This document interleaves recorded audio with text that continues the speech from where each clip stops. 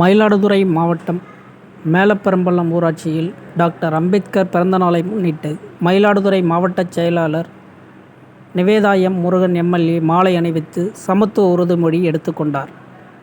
Doctor அண்ணல் அம்பேத்கரின் 134வது பிறந்தநாளை முன்னிட்டு மயிலாடுதுறை மாவட்டம் தரங்கம்பாடி தாலுகா மேலப்பெரம்பள்ளம் ஊராட்சியில் அமைந்துள்ள அம்பேத்கர் திருவுருவ சிலைக்கு மயிலாடுதுறை மாவட்ட திமுக செயலாளரும் பூம்புகார் சட்டமன்ற உறுப்பினருமான நிவேதா எம். முருகன் மாலை அணிவித்து மரியாதை செலுத்தினார். அதனைத் தொடர்ந்து அம்பேத்கர் உருவ சிலை முன்பு எம்எல்ஏ நிவேதா முருகன் தலைமையில் சமத்துவ உறுதிமொழி எடுத்துக்கொண்டனர். இதில் தகவல் தொழில்நுட்ப அணி பொறுப்பாளர் ஸ்ரீதர், மாவட்ட துணை செயலாளர் ஞானவேலன், சம்பை வடக்கு ஒன்றிய செயலாளர் அன்பழகன் உள்ளிட்ட கழக நிர்வாகிகள் ஏராளமானோர் கலந்து கொண்டனர்.